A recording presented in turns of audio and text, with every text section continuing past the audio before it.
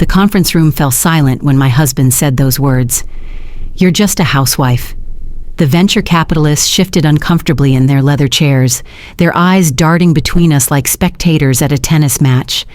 I stood there, my hand frozen on the presentation clicker, watching 15 months of marriage crumble in 5 words.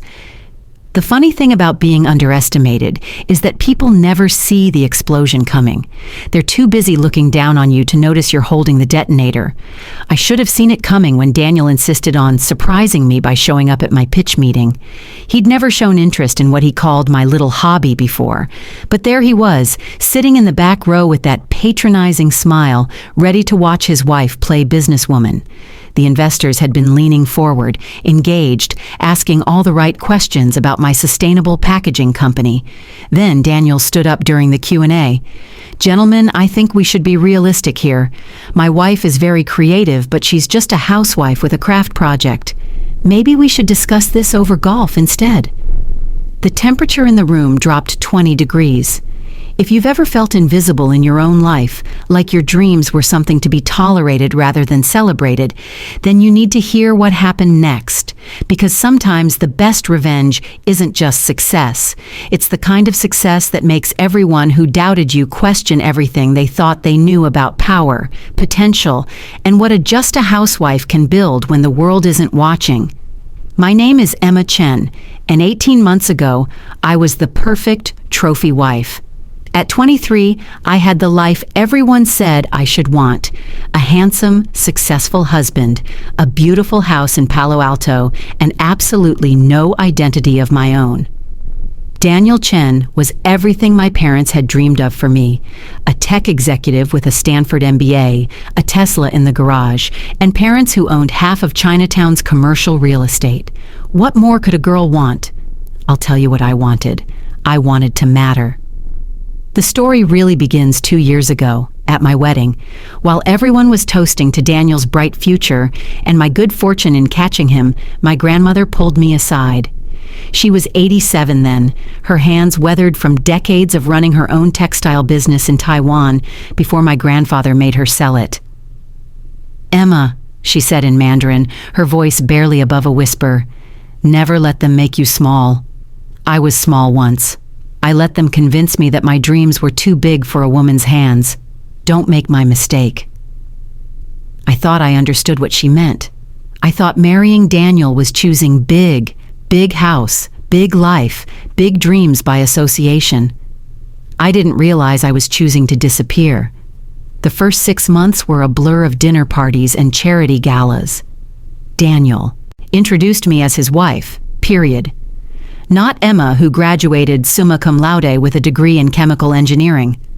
Not Emma, who had turned down a Fulbright scholarship to get married. Just my wife, Emma. I became an accessory, perfectly styled, perfectly silent, perfectly empty. The dinner parties were the worst. Daniel would hold court, talking about his latest deals, his revolutionary ideas, his vision for the future. When someone occasionally asked me what I did, Daniel would jump in with a laugh. "Emma's taking some time to settle into married life. She's been taking cooking classes." The men would nod approvingly. The wives would give me sympathetic smiles that said, "This is your life now.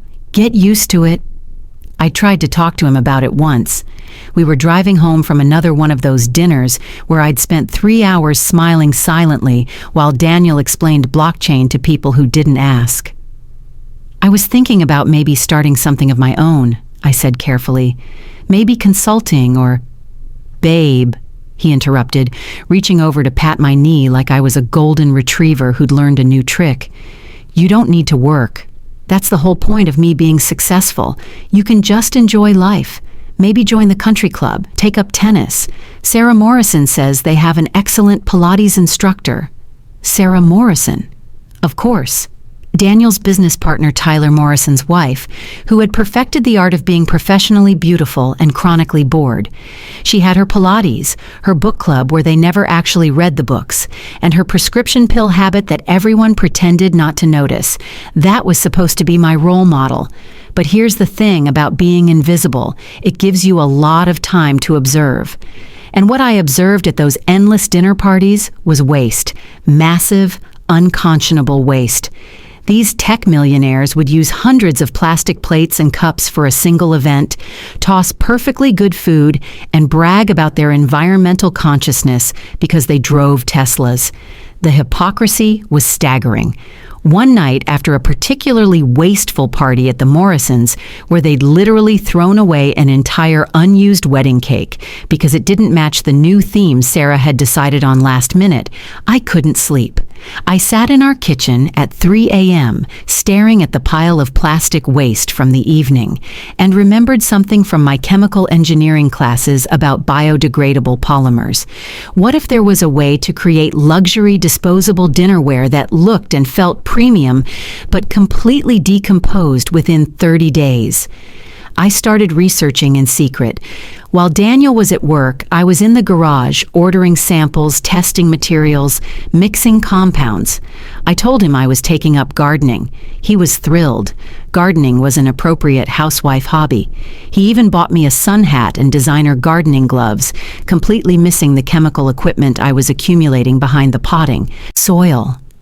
The breakthrough came by accident.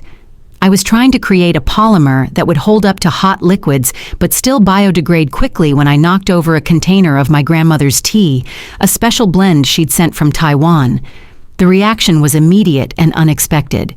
The tea's natural tannins created a catalyst that made the polymer not just biodegradable, but actively beneficial to soil when it decomposed. It would literally feed the earth as it broke down. I spent weeks perfecting the formula, creating prototypes in our garage, while Daniel thought I was propagating succulents. The plates I produced looked like fine china, felt substantial in your hands, but would completely disappear in compost within 3 weeks, leaving behind nutrients that made plants thrive. I tested them obsessively, putting them through dishwashers, microwaves, ovens. They performed better than traditional plastic and most biodegradable alternatives on the market. That's when I made my first mistake. I was excited. I wanted to share this with someone, and foolishly, I thought that someone should be my husband. One evening, I set the dinner table with my prototypes, elegant white plates with a subtle pearl finish that looked like they belonged in a 5-star restaurant. Daniel didn't notice until he was halfway through his steak. "These are nice. Are they new?"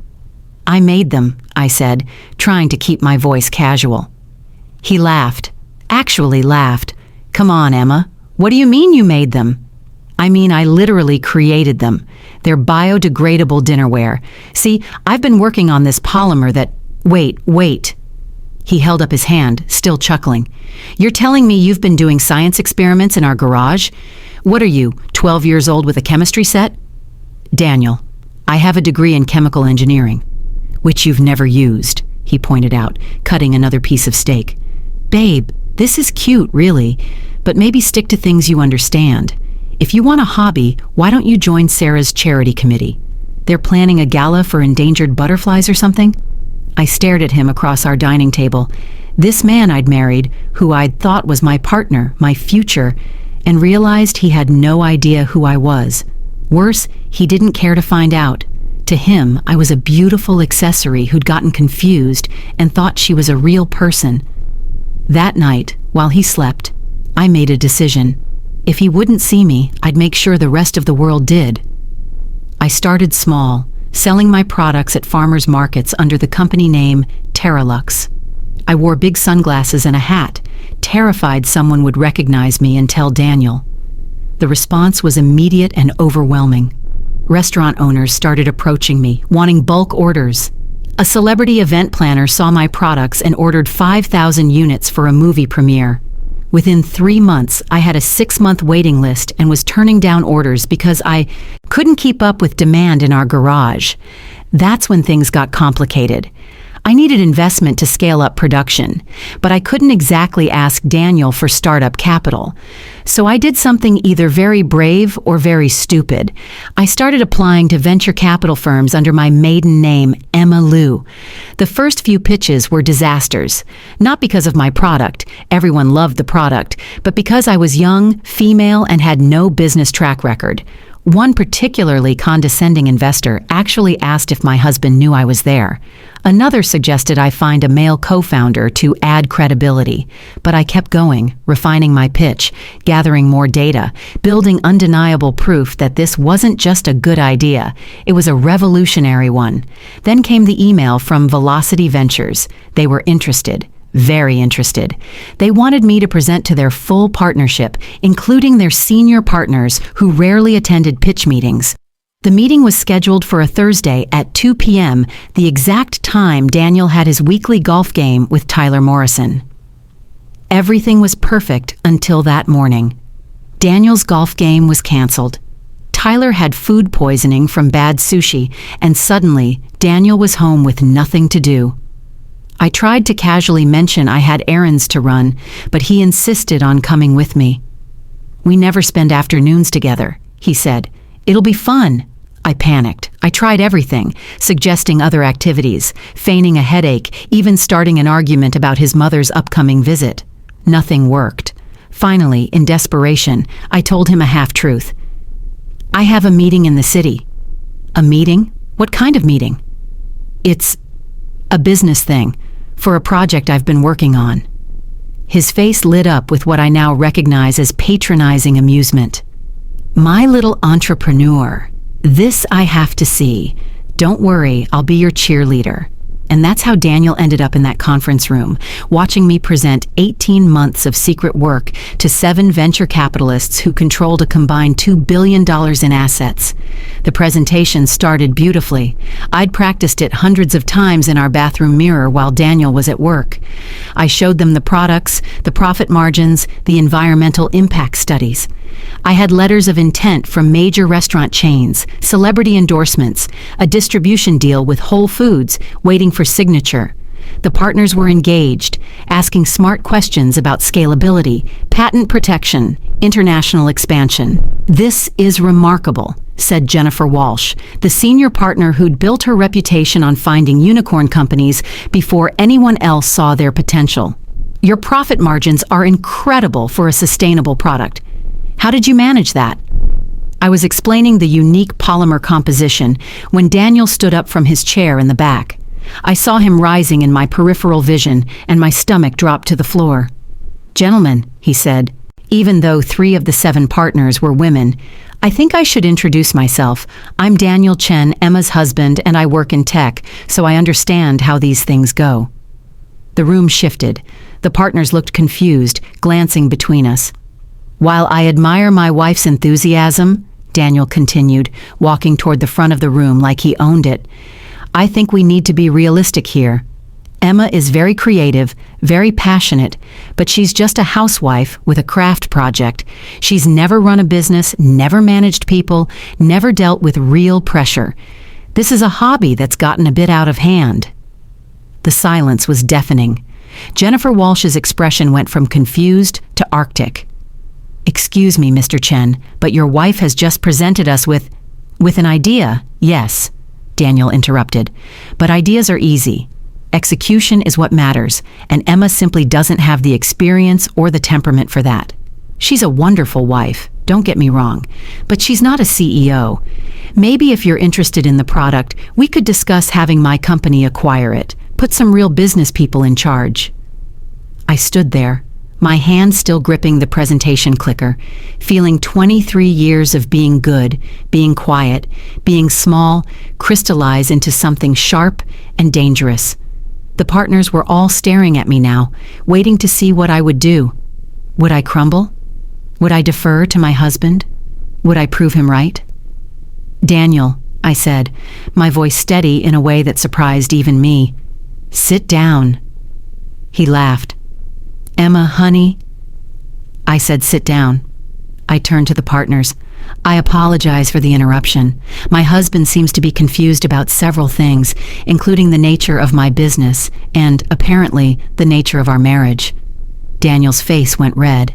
"Emma, we'll discuss this at home." "No, let's discuss it now."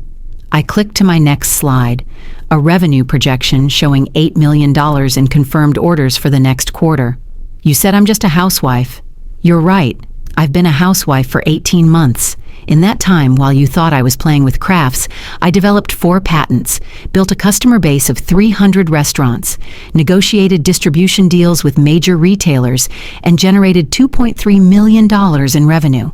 All from our garage, all while making you dinner every night and attending every mind-numbing business dinner where you introduced me as just your wife. The room was electric. One of the younger partners was actually recording on his phone.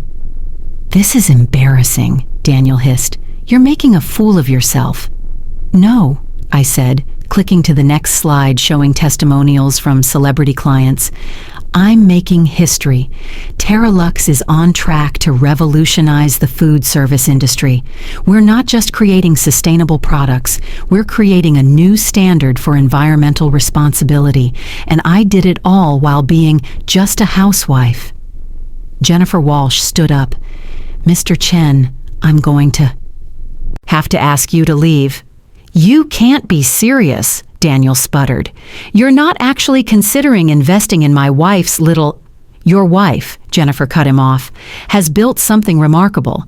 She solved a problem we've been looking at for years, and she did it with no support, no network, and apparently no respect from the person who should have been her biggest champion. So yes, we're not just considering investing.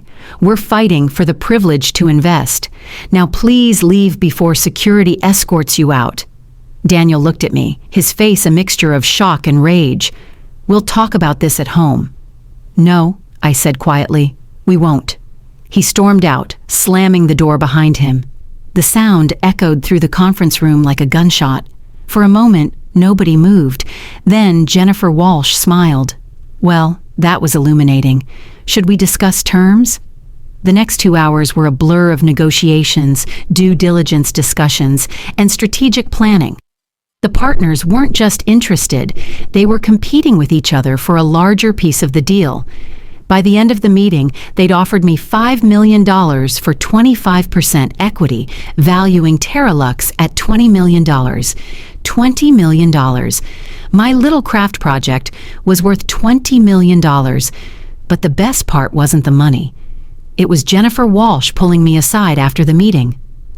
"Emma," she said, "I've been in this business for 20 years.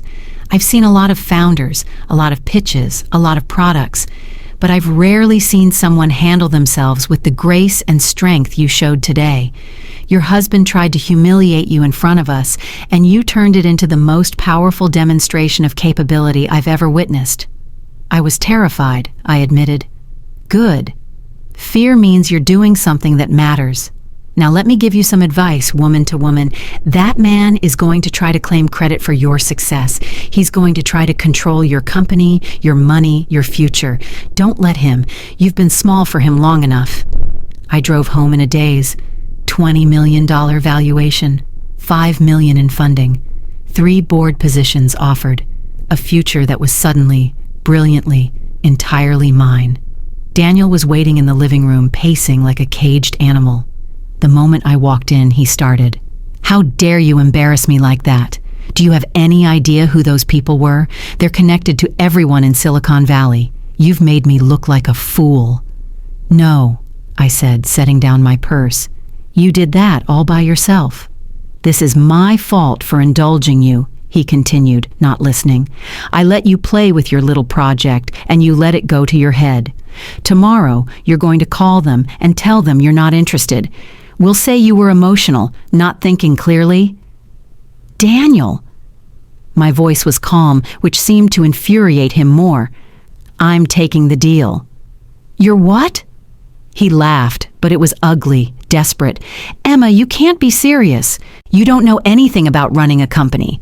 You'll fail within 6 months and humiliate both of us." "Then that's my failure to own." "With my money," he exploded. "You think I'm going to let you waste our money on this fantasy? It's not our money. It's their money, Velocity Ventures' money, and they believe in me even if you don't. Because you tricked them. You put on a little show, but they don't know the real you. The woman who can't even host a dinner party without asking me what wine to serve. The woman who cried for 3 days when she couldn't get pregnant on our timeline. The woman who needed me to speak for her at her own father's funeral because she was too emotional to handle it. Each word was designed to cut, to remind me of every moment I'd been weak, every time I'd needed him. But something had shifted in that conference room. I'd remembered who I was before I became Mrs. Daniel Chen. "You're right," I said. "I have been weak. I've been scared. I've made mistakes. But the biggest mistake I ever made was making myself small enough to fit in your shadow. You're nothing without me." He was shouting now. "You were nobody before me. Just another pretty girl with a useless degree and no direction. I gave you everything." "No," I said quietly. "You took everything. You took my confidence, my ambition, my voice. You took my dreams and told me they were childish. You took my intelligence and told me it was cute. You took my achievements and called them hobbies. But you know what? I'm taking them all back. If you do this," he said, his voice dropping to a threat, "we're done. I'll divorce you. You'll get nothing." "Daniel," I said, pulling out my phone to show him the email from Velocity Ventures confirming their investment. "I just got valued at $20 million. I don't need your nothing." The divorce was brutal, but quick. Daniel tried everything, claimed the business was marital property, said I'd developed it using his resources, even attempted to say the stress had made me mentally unstable. But I had something he didn't expect: evidence. 18 months of receipts showing I'd funded everything from my grandmother's inheritance, the small trust fund she'd left me that Daniel had forgotten about because it was insignificant compared to his wealth. Emails where he'd explicitly stated he had no interest in my craft project. Text messages where he'd mocked my work to his friends. The real surprise came from an unexpected source.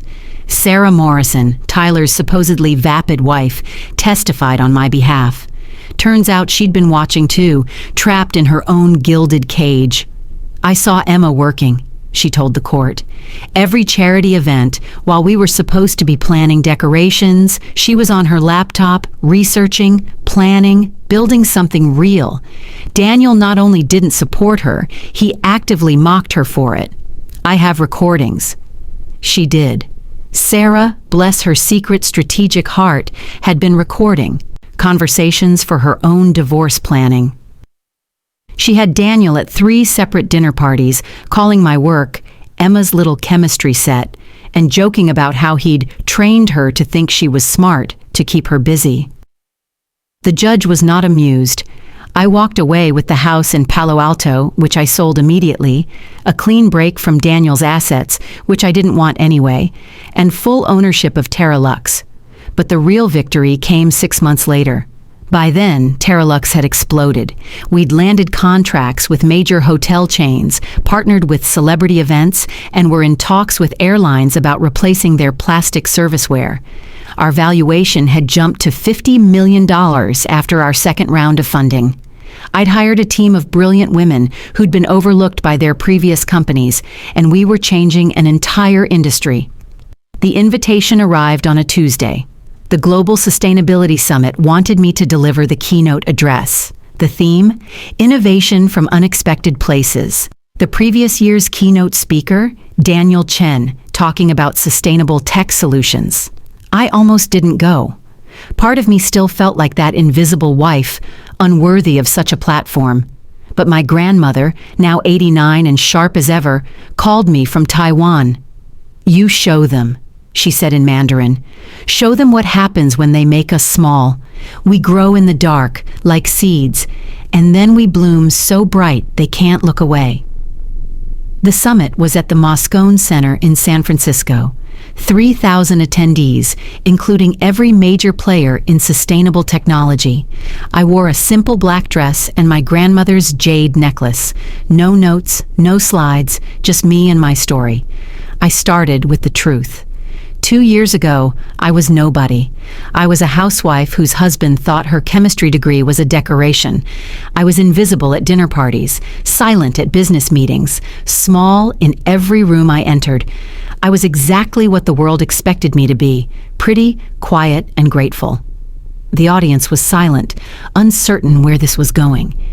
And then I discovered something extraordinary. Being invisible is a superpower.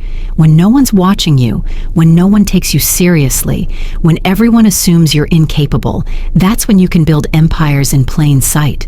I told them everything.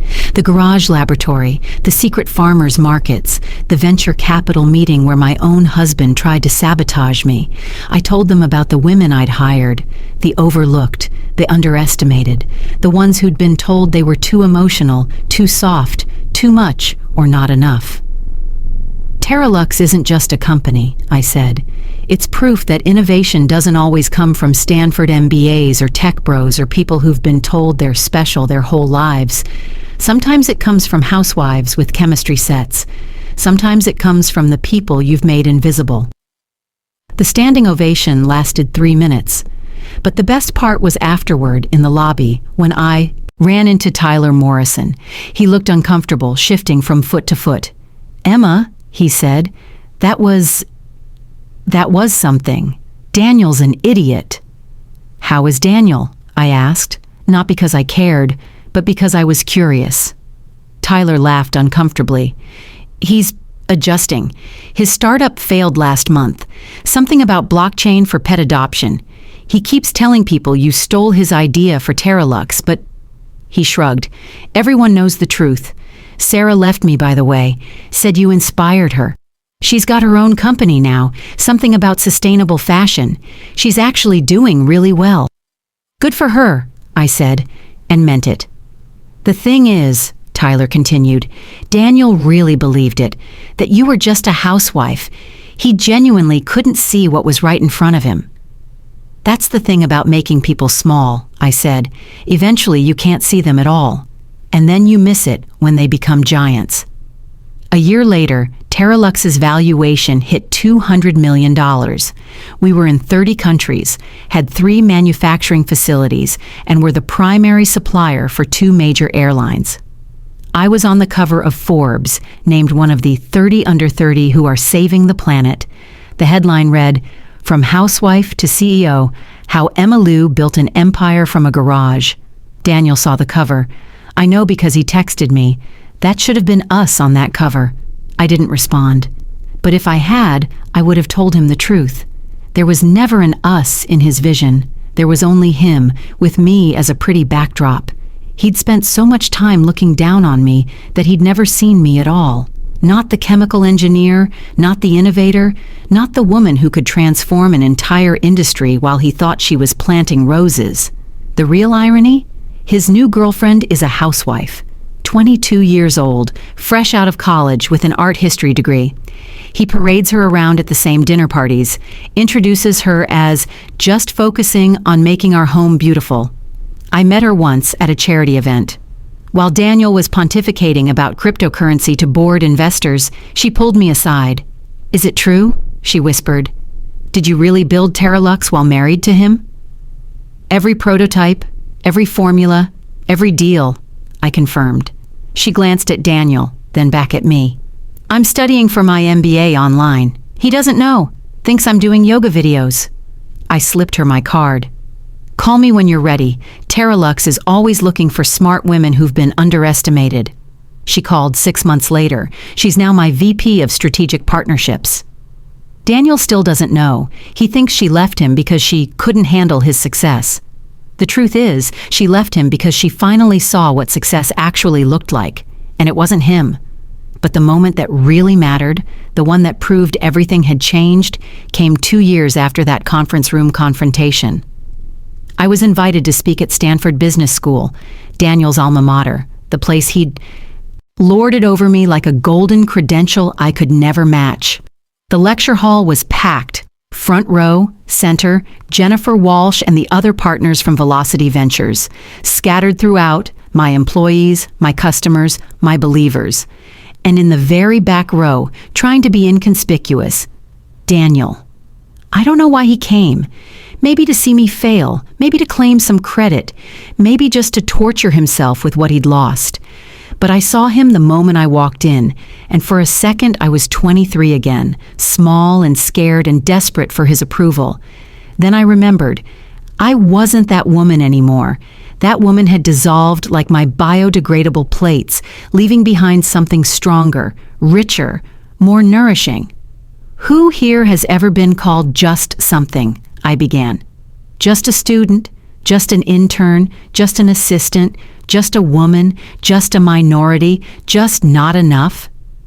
Almost every hand went up. Good, I said. Then you're exactly where you need to be, because just is where revolutions start. Just is where people stop watching. Just is where you can build empires before anyone notices you've picked up a hammer. I talked for an hour about innovation, sustainability, and the power of being underestimated. But really, I was talking about transformation, how pressure and heat and time can turn carbon into diamonds, how seeds planted in darkness can grow toward light, how a housewife with a chemistry set can change an entire industry. During the Q&A, a young woman raised her hand. What advice would you give to someone whose partner doesn't support their dreams? I looked directly at the back row, at Daniel, who was staring at his phone, pretending not to listen. Leave, I said simply. Leave before they make you so small you forget you were ever big. Leave before their voice becomes louder than your own. Leave before you need their permission to be brilliant. The world needs what you have to offer, and anyone who tells you otherwise is afraid of your light. Daniel left before the applause ended. I never saw him again, but I did see his mother, of all people, at a restaurant the following month. She was having lunch alone, and when she saw me, she waved me over. Emma, she said, standing to embrace me, I owe you an apology. I was shocked. Mrs. Chen had always been coldly polite to me, treating me like an employee who needed constant supervision. I raised my son to believe he was exceptional, she continued. I taught him that a wife should be decoration, support, background. I did to his father what Daniel did to you, made myself small so he could feel big. And I watched my son do the same to you, and I said nothing because I thought that was how it should be. She pulled out a worn newspaper clipping, my Forbes cover. But then I saw this and I realized I wasn't protecting tradition. I was perpetuating tragedy. You did what I never could. You refused to stay small. She paused, her voice wavering. I'm 73 years old. Emma, I spent 50 years being small. My only accomplishment was raising a son who expected the same from his wife. What a waste. It's never too late, I told her, meaning it. What did you want to be before you became small? Her eyes lit up. An architect. I wanted to design buildings that touch the sky. 6 months later, she enrolled in architecture school. At 74, she became the oldest graduate in her program's history. She now designs sustainable housing, and we partner on projects, Terralux products in Chen-designed eco-communities. Daniel is reportedly furious that his mother and ex-wife are business partners. We find it hilarious. The truth about being made small is that it's not really about size, it's about visibility. They don't actually make you smaller, they just convince you to hide. They tell you your voice is too loud, so you whisper. They tell you your dreams are too big, so you shrink them. They tell you you're just something, so you believe that's all you are. But here's what I learned in that garage, mixing polymers while my husband thought I was potting plants. Invisibility is not the same as insignificance. The bacteria that decompose my plates are invisible, but they transform waste into nourishment. The chemical reactions that create sustainable materials happen at a molecular level, invisible to the naked eye, but powerful enough to change the world. I was invisible for 18 months. In that time, I built a company that now employs 300 people, 80% of them women who were told they were just something. We've prevented over 10 million pounds of plastic from entering landfills. We've proved that sustainable can be profitable, that environmental responsibility can be luxurious, that a housewife's chemistry set can revolutionize an industry. Daniel was wrong about one thing and right about another. He was wrong that I was just a housewife, but he was right that I was a housewife. I kept house. I just didn't tell him that the house I was keeping was my own future, built in secret, molecule by molecule, dream by dream, in the space between his dismissal and my determination. The last time someone asked me about Daniel, it was a journalist doing a profile on couples who build empires. She'd heard about our story and wanted to know if I had any regrets about the marriage ending. Regrets, I repeated, thinking about it. No, Daniel gave me the greatest gift anyone's ever given me. He showed me exactly who I didn't want to be and exactly what I didn't want to accept. Every time he called me just a housewife, he was building my resolve. Every time he dismissed my ideas, he was teaching me to trust my own voice. Every time he made me small, he was creating pressure, and pressure creates diamonds. "So, you're grateful to him?" she asked, surprised. "I'm grateful to who I became because of him," I corrected. There's a difference between being grateful for the lesson and being grateful to the teacher. Daniel was a terrible teacher who taught an excellent lesson: never let anyone else define your worth. The article never ran. The journalist called me later to explain that she'd decided to leave journalism to start her own company. "Your story made me realize I've been letting my editor call me just a writer for too long," she said. Her company now produces sustainable packaging for cosmetics. We're partners. This is what happens when one woman refuses to stay small. Other women remember they're giants. It's a contagion of courage, spreading from one just to another, until suddenly the world is full of women building empires in garages, in kitchens, in the spaces between what they're told they are and what they know they can be. My grandmother passed away last year at 91. She lived long enough to see Terra Lux valued at $500 million. She lived long enough to see her granddaughter on magazine covers, on stages, in boardrooms where women like us were never supposed to be. Her last words to me were in Mandarin: "I knew you were never small.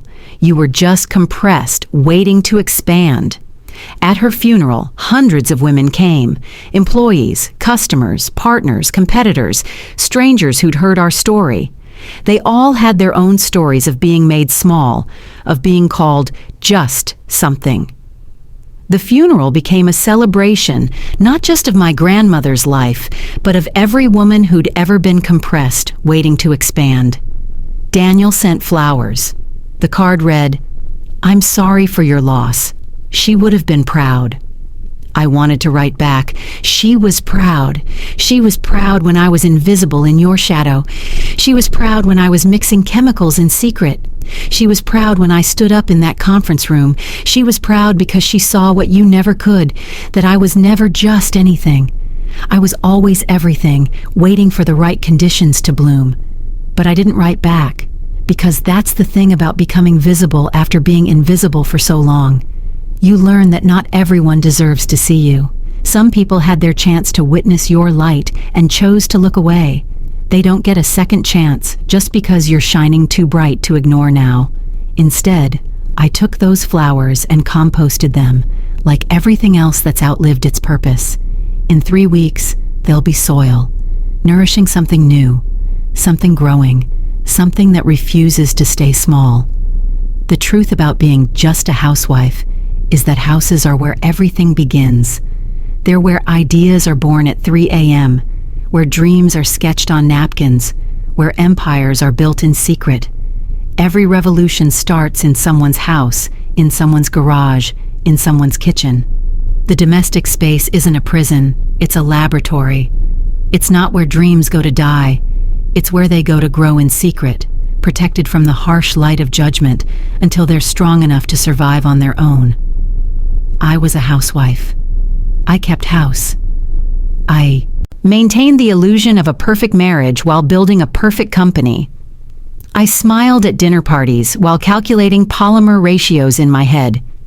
I nodded at my husband's jokes while designing products that would outlive his memory. I was exactly what he said I was: a housewife. He just never understood that housewives have always been chemists, engineers, architects, CEOs. We've always built empires. We just did it so quietly that men like Daniel could pretend they didn't exist. but we exist. We're in every garage, every kitchen, every space where someone thinks we're just something. We're mixing formulas, writing code, designing futures, building companies that will change the world. We're doing it while making dinner, while raising children, while smiling politely at men who introduce us as just their wives. And one day, like me, we'll stand up in a conference room, or a boardroom, or a courtroom, or a classroom, and we'll say, "You're right, I am just a housewife. Let me show you what that means." The last thing I want to tell you is about a letter I received last week.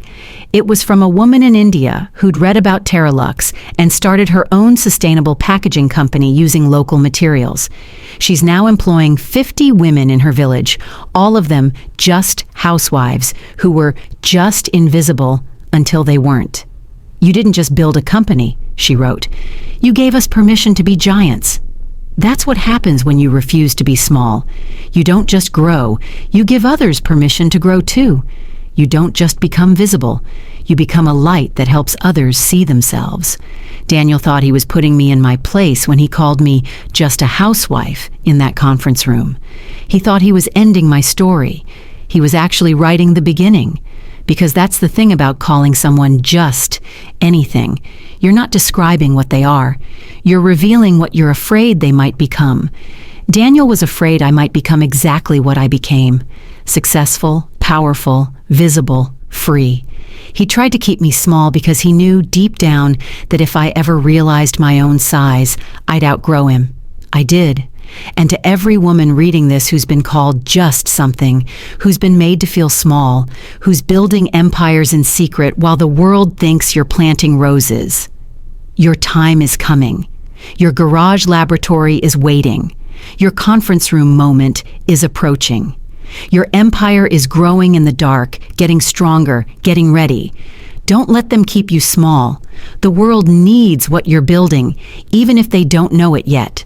Especially if they don't know it yet, because the best innovations, the most revolutionary changes, the most powerful transformations, they always come from the places no one's watching, from the people no one takes seriously, from the ones who were just something until they weren't.